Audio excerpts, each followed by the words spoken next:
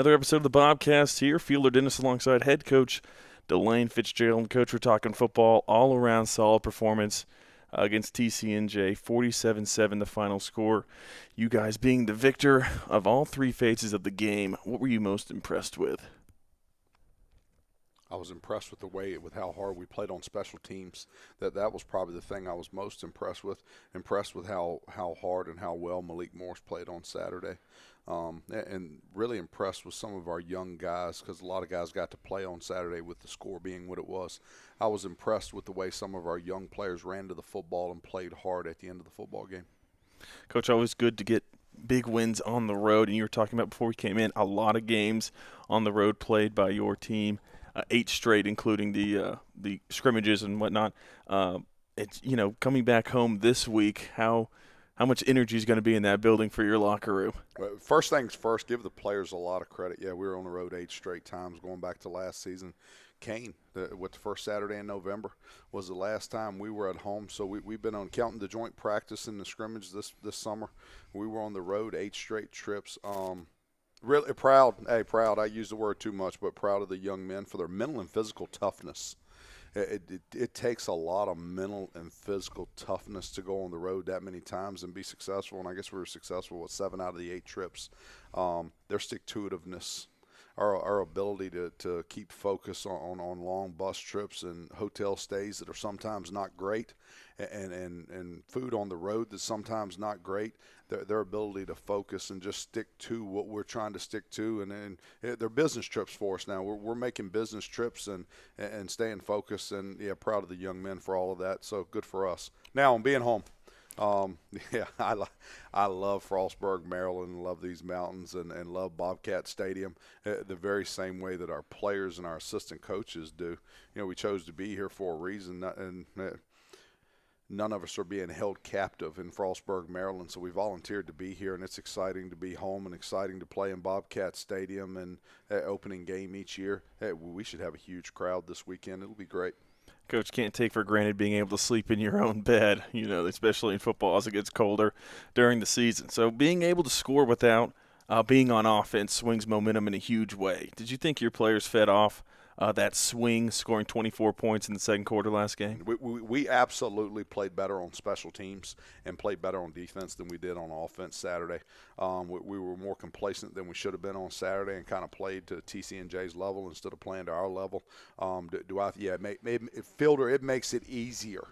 It makes it easier when you have the short field and the kids are more optimistic and stuff. When you get the football on your own 10, 15, 20-yard line, you look down and the goal line on the other side's a long ways away. Mm-hmm. But when you're getting the football with the short field after turnovers and after great special teams plays, yeah, you're more optimistic and your chances of scoring. And I used to know all these percentages, and then I figured out that percentages were for losers.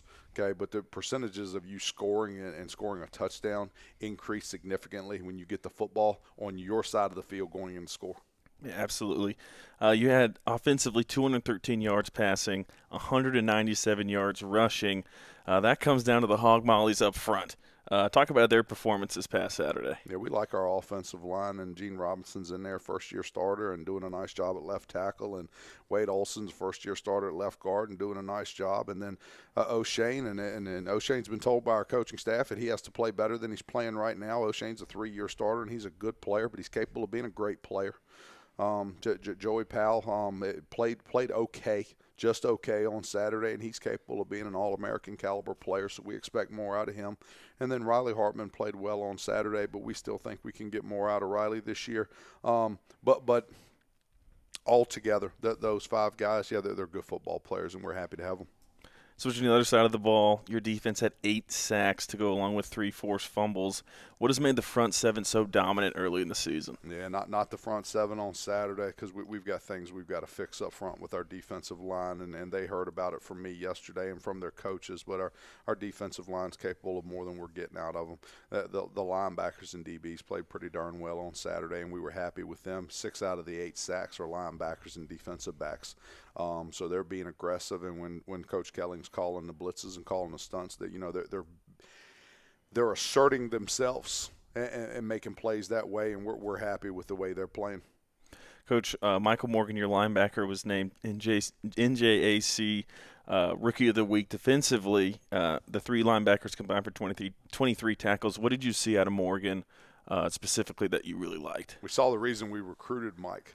We recruited Mike. He's a good football player at Gwen Park High School down in PG County, and we liked him on film and thought he was a good person and a good character. And then we thought he was a solid student and a solid player, and he's proven us right so far. We have three freshman linebackers that we're excited about, though, but with Mike Morgan and then Deron Acko and then Trevor Craig, those three young men have the potential to be pretty good going forward. Now, our three starting linebackers are pretty good also now. You know, we got an all-conference guy and Draquan Reed, and we've got a future all-conference guy and Wayne Palmer, and then Jake Brochard has a chance to be really, really good. But those three starters, we like them at the linebacker position. Coach, we spoke about special teams earlier. I just want to get back to it. How much emphasis do you put on the execution during the practice week for special teams? I know a lot of coaches really like to put their finger on that portion of the game. Well, how about you personally? Yeah, not me personally, our staff. Mm-hmm. Our staff probably puts an emphasis on special teams as much or more than any staff in the country. Fielder, what happens is when you're in my situation, and I had a bad job for a while, and I shouldn't call it a bad job, but I had a job that was a tough place to win for a long time. And when you're put in that situation, what happens is you have to get all the little things right in order to have an opportunity to win a football game at the end of it. So early on in my career, I learned that if we were going to have any chance, we better hit every PAT field goal. We better be really good on kickoffs. We better be able to catch punts, catch kicks. And then the number one change in momentum in a game is the opportunity or the ability to be able to block a kick and score on a kick. Yeah. Well, punt return is the only true opportunity to block a kick in a game and then score on a kick after you block it, which we've learned to do really, really well here. And you also can do that on PAT field goal here. But when I say emphasis, we spend between 15 and 25 minutes each day working different specific points of special teams and how we're going to execute it when we get into a ball game on Saturday. Such a forgotten part of the game, and it's so important. You see it at every level, whether professionally, collegiately, high school. It's so important for teams to work with. Fielder coaches, and it's a cliche, and it's untrue, but coaches will tell you special teams is 1/3 of the game. Mm-hmm. 1/3. Well, it's a lie. If you sit and look at the yardage that takes place going back and forth between kicks, special teams is 66% of the game. Special teams is 2/3 of a football game, is not 1/3. If you can be really good at special teams, you give yourself an opportunity to win every single week. Yeah, it's crazy how important that is. Last season, a nail-biter, which resulted in a 33-30 Frostburg win at Newport News, Virginia, against Christopher Newport, the team you're playing this week. Looking back, Jamal Morant had a huge game, 113 rushing yards, 83 yards receiving. Is there anything from that film that will help this upcoming game? Yeah, you mentioned how tight the games have been, and I think we're in our 4 meetings with Christopher Newport, we've won by 1. We've won by 9, we've won by 3, and we've won by 5. So the largest margin of victory has been 6 points. Or made 9 points, my fault. I have to get my math right. But the largest margin of victory has been 9 points, and they've all been tough, hard-fought battles. And at times in every game, it looked like we weren't going to pull it out. And then again, the mental and physical toughness of our kids wins there at the end, and we've been able to pull out some close games with them. Christopher Newport plays us as tough as anybody in our conference. They play us really, really well. I expect them to play us really, really hard again this Saturday. On Jamal Morant, he saved us last year. He had the great rushing totals, had the receiving totals. The one that I remember was we were in 3rd down and 45. And we threw a screen pass to Jamal, and he went for 50-some yards. So on a 3rd and forever, he went and got us a first down, kept the drive going, and in essence gave us an opportunity to win that football game at the end last year. Yeah, great night for him. Well, Coach, we really appreciate you coming on here to the Bobcast, and we're looking forward to this weekend. Thank you for having me. All right, back here on the Bobcast, Field Agents with Coach Kaitlin Thompson for the field hockey team. Coach, so far this season, what have you liked from your team? I think we've done a really good job of including all of our 8 new members of this 18-person roster. They've done well starting to mesh with our team. We've started off the season with a lot of tough competition, so I think it's kind of I'm hoping that'll help us on later on in the season, playing such hard teams to start out with when we're so young and new. And once we get used to it, and then once we enter the CAC play, it should help us out a lot. So. Do you think playing those difficult early games are really good for a young team to go through that adversity? Yeah, I definitely do. Randolph-Macon, yes, we just lost 2-1. So, but St. Mary's just lost to them 2-1 as well. So, I think that is a good sign for our team. Like, we can hang in with these teams. We played really well against St. Mary's. Our passing patterns looked really good. So we just need to do a few more things to help us finish. We got the first one out of the way yesterday, so just fixing a few little things, and I think we're gonna be good moving forward. Yeah, getting that first goal of the season out of the way is always a good thing. You spoke about the Randolph-Macon game. How'd you feel about your team's performance in that matchup? Yeah, like I said, I thought we had some really good passing patterns. We were moving to the ball instead of being very timid, which really looked good. And, one of the comments our girls made after the game was that we played our best, and because we played our best, it was such a fun game to play. So I think we talked about it as a team after the game, like this is our base layer now, and we can't go below this base layer. We only go up from there. So yeah, I'm really looking forward to our game versus EMU Wednesday. So you talked about the aggressive play. Is that a style that you want to see your team play with going forward? Yeah, I think we have a lot of heart on this team.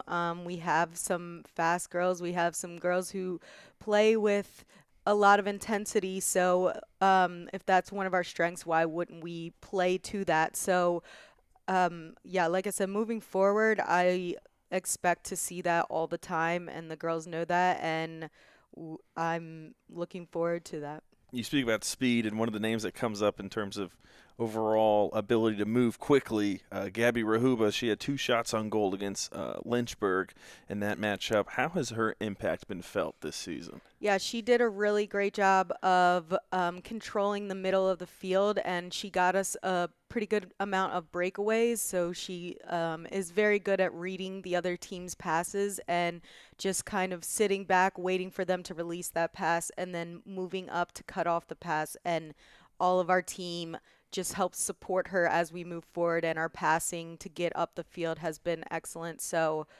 yeah, she does do a great job for us in terms of getting the ball back and moving forward. It may seem like a while ago, but after the first game against Elizabethtown, you spoke about how well your back line played. What can you say about their performance early in the season? Yeah, they did a really good job again yesterday against Randolph-Macon. Sierra Smizer had an excellent game, not only in the cage playing, her performance was well, but her leadership in that game was really great as well. There were times, especially early on in the game, where kind of our emotion levels were a little bit too high along with our intensity levels. So she did a good job of helping our team check those emotional levels, but still keeping our intensity level high. So you spoke about your goalkeeper in Sierra Smizer. What have you liked, what you've seen from her, other than what you just mentioned earlier? She did an excellent job of moving. Her little movements across the cage really saw the ball well, and got on her angle and moved into those spaces very quickly. And that's something that she's improved on this season. So just her improvement has been great. What can we look forward to this upcoming week against EMU? EMU, I think, is a good opportunity for us again to showcase our passing patterns that we've really been working on a lot more, and just building some momentum. I'm hoping that we can knock in a few more goals against them on Wednesday to just build our confidence level up and move into a tough Bridgewater on Sunday.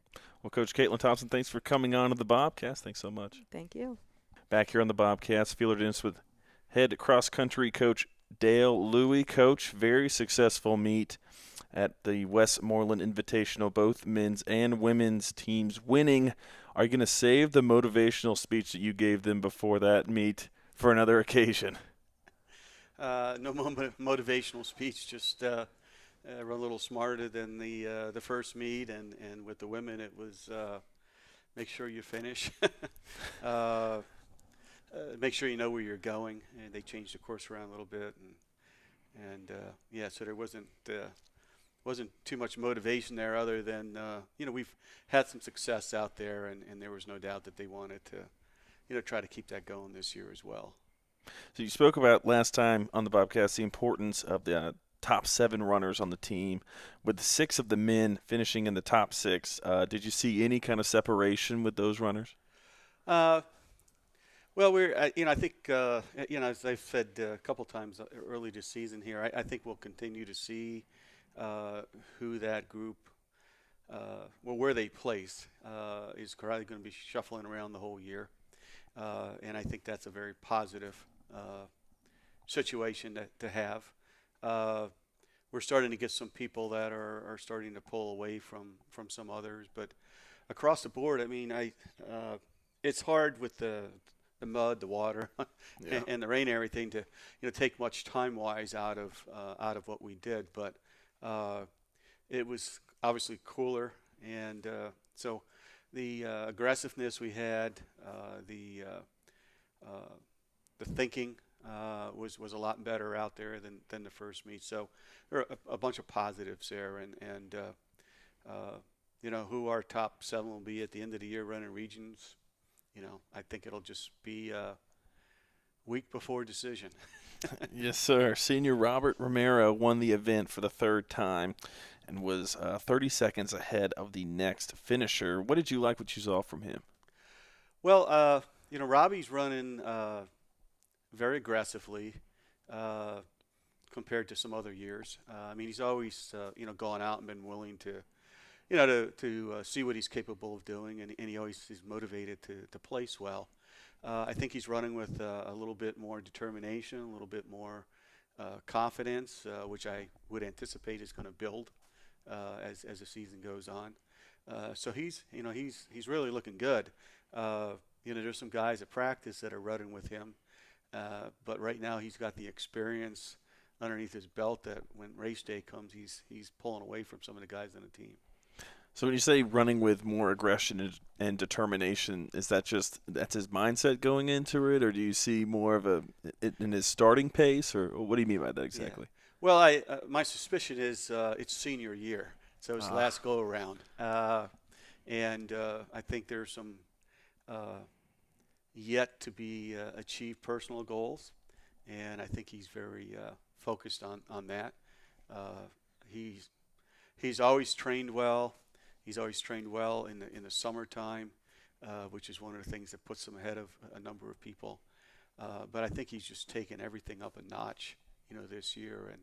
And if he can continue to do this, what's going to happen is he's going to be racing with a different level of athlete in the really big meets. And I think he's going to be very capable of going with that group of people. And that's what he's going to need to do to become all CAC. And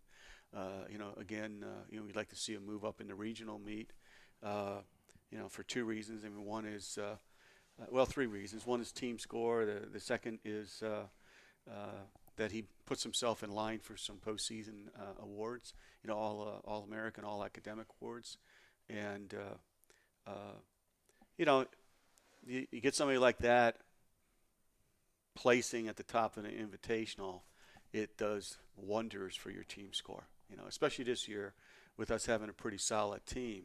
You put that person up front with the low score and then pack in, another 7, 8 people. That's the team aspect of cross country. Absolutely. This is the 3rd straight season the men have won the Westmoreland Invitational. What about this specific meet just makes them so comfortable? Well, first of all, it's a 5K race. So, for the men, it's kind of harken back to high school days. Yep. It's clearly, mile and 3/4 less than championship race distance. So, they know they can kind of let it rip, and one of the things, you talk a little bit about motivational speech, was no motivational speech, but, one of the things we did talk about is the fact that this was a 5K race, and they didn't want to, as much as you want to run smart, same time we didn't want to sit back too much, and we've got some guys that like to come on strong late. Well, you better be well aware that it's 5K late and not 8K late. So I did yell that to a couple of guys during the course of the meet there. Do you like having this race early in the season being, like you said, a 5K rather than the 8K or whatever? Do you like having this one early just to kind of build that confidence up as a team? Yeah, it helps with speed work, so to speak, which we're not doing a lot of right now. So we've always believed that our meets are part of our training process. So this 5K fits in with that philosophy. And for those who aren't in real great shape, it's a way to kind of move your way on up. And for those who are in good shape, it becomes a very nice speed workout. Switching to the girls' side, junior Sarah McCurry got her first collegiate win, finishing 30 seconds ahead of the next runner. Do you think this could springboard her going forward? Yes, I think it can. It was really nice to see her win.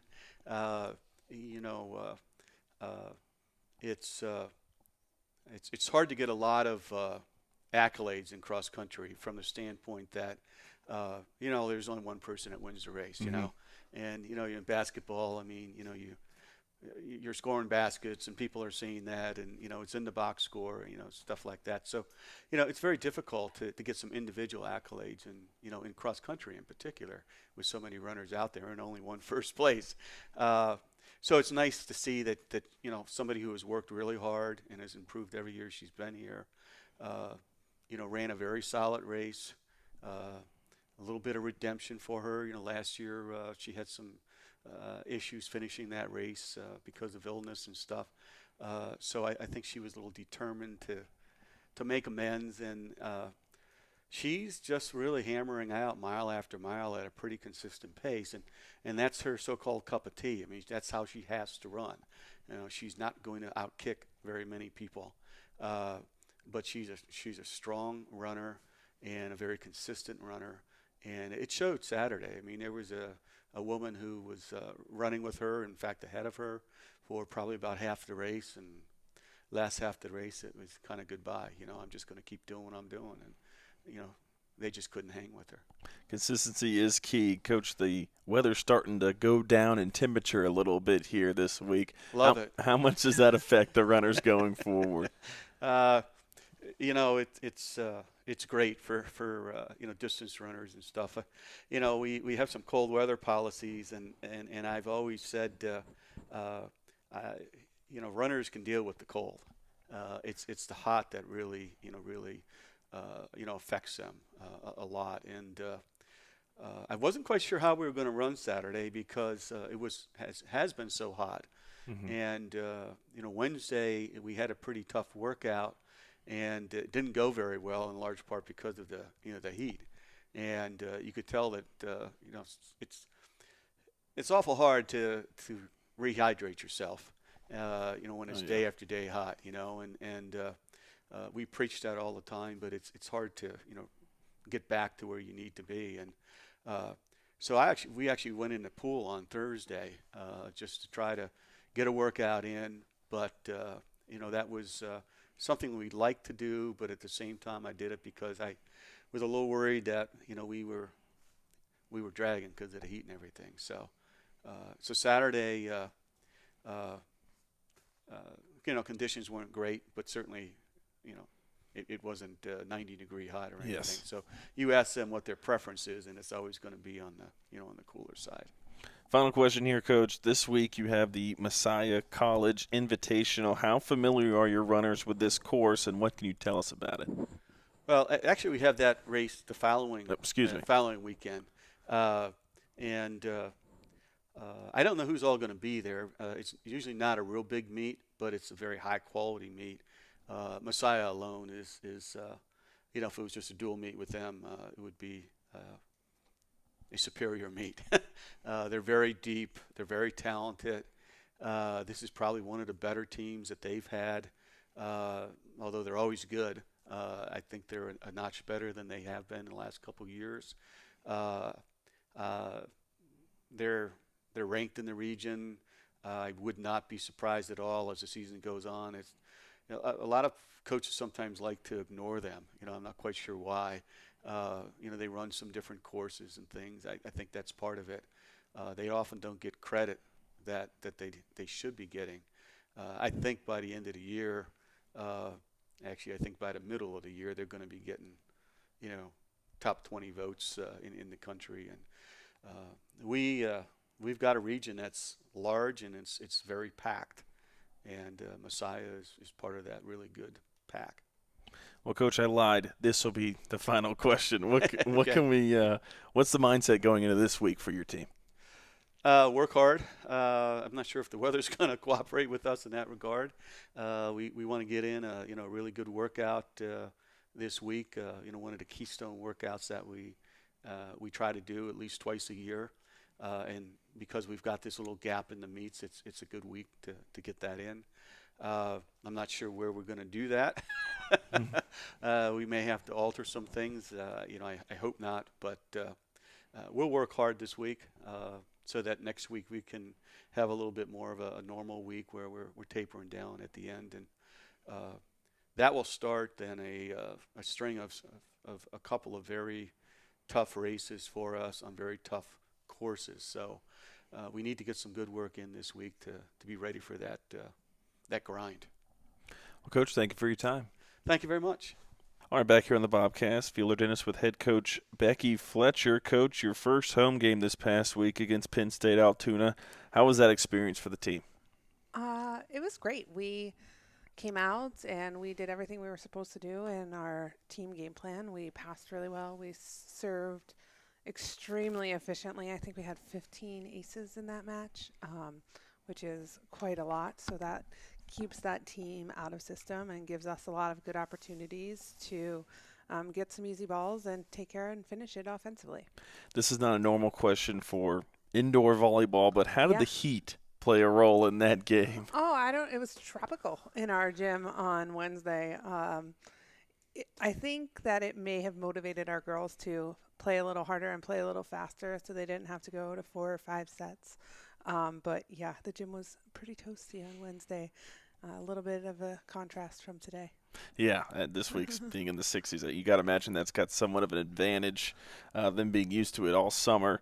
Coming back to the Golden Eagle Invitational this past weekend, your squad went 2-2 on the road. What'd you like what you saw?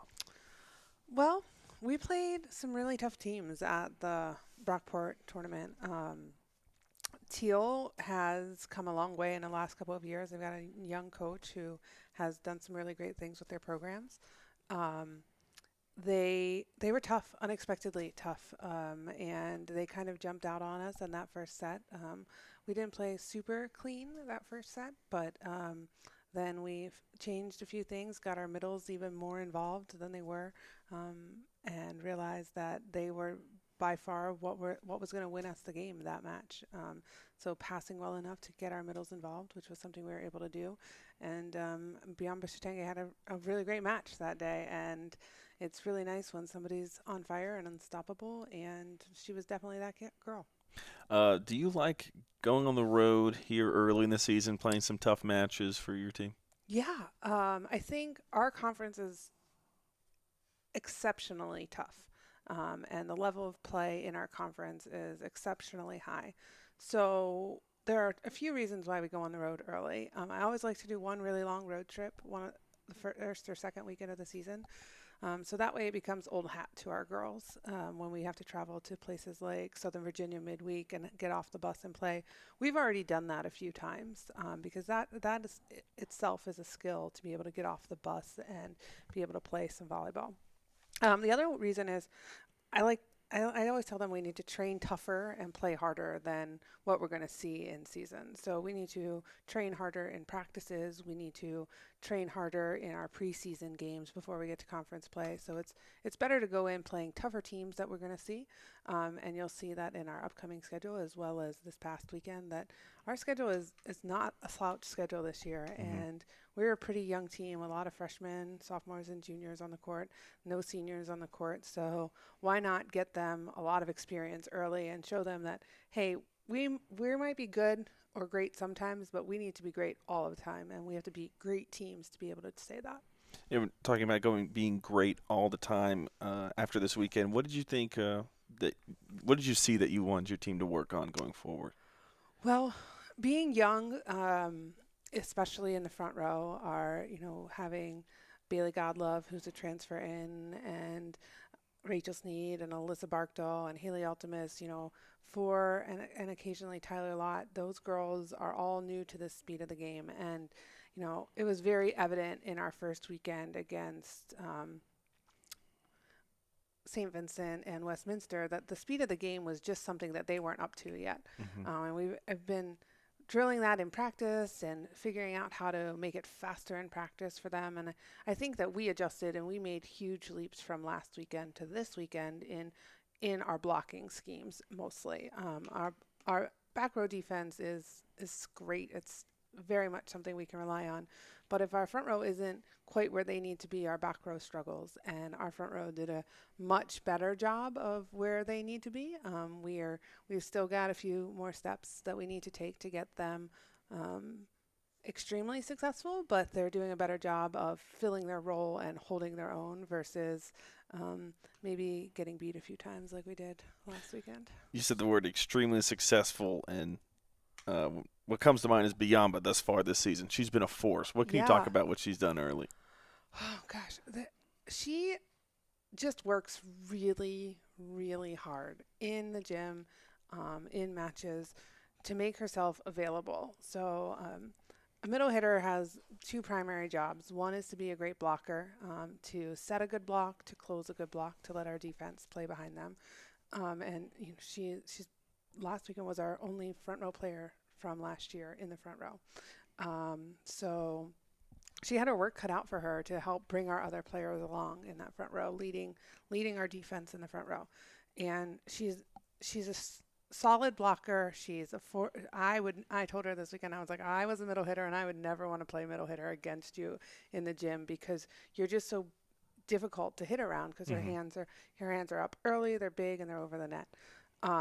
Offensively, the middle's tricky. You have to make yourself. It's really difficult to be available all of the time. It takes a lot of effort. It's not something for the weak of heart. Like, there are times where you feel like you're running in circles and you're not getting set. There are times where you feel like you're transitioning and the pass isn't good enough, so you can't be set. So as a middle, you have to be available all of the time, even when the pass isn't great. And it really takes a great defense and great passers to keep your middles in the game. And Biamba's been really lucky that her teammates in the back row have been able to get her so available. And her setter, KDO, has taken advantage of that. Those two have pretty great chemistry together.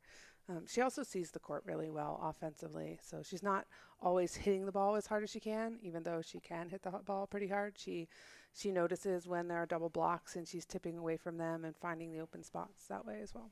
I saw versus Altoona earlier in the week. She came in and kind of changed the complexion of that match and the set. Is that something you're going to lean on her to do throughout the season? Lean on, maybe. I think that she's kind of set that standard for herself. And she's gotten exponentially better every year. And I think that I think some people didn't notice her as much as they will this year. I think that she's more confident this year. And I think that her team's pretty confident behind her, and that definitely plays a role. Moving to the defensive side, Corey Smothers has really anchored down the defense thus far. Can you just talk about her performance here early in the season? Yeah, so the role of libero is twofold. It's to pass really well out of serve receive, and it's to play great defense behind your blockers. And she does both of those things pretty solidly. It's been really fun to see her develop as a libero. She played DS for 2 years. with a really great libero on the court beside her. So I think that she learned a lot, and learning that being really disciplined in what she's doing on the court makes her super successful, something she's gotten better at over the last 2 years. She's also really sneaky. She's played a lot of beach growing up. So she'll do some things like she'll score points for us offensively as a libero, which you're not really supposed to do, just because she sees the other side of the court scrambling and will find that open spot on the court, which it's really fun to watch, and our team gets a little bit excited about it. Looking at this week, you have Gettysburg at Bobcat Arena. What can fans expect to see from Gettysburg? Gettysburg plays in Centennial Conference. They are historically a very tough team. They are pretty strong on the pins. They have a pretty good middle. I think that we need to make sure that we're coming to play our best, and it will be the best match we've played all season. I think they're probably the best team we've played all season. And I think it's going to be a fun one. Later in the week, you hit the road to Ohio to play in the Hiram tournament. What are you hoping to see from your team in those matches? Oh, gosh. I'm hoping that our blocking really learns to pick up some balls and do their job in a successful way, that our hitters are making sure they're available, and just that we play some high-level volleyball and we get ourselves ready for the following week, which starts our conference play. So you said you like to go on the road early in the season. Yeah. With a young. Is this an example of that, going to Ohio? Yeah, sometimes it's just how the schedule works out. Sometimes it's about getting them some good experience. I think this year it's a little bit of both. Well, Coach Fletcher, thank you for your time. Yeah, thank you.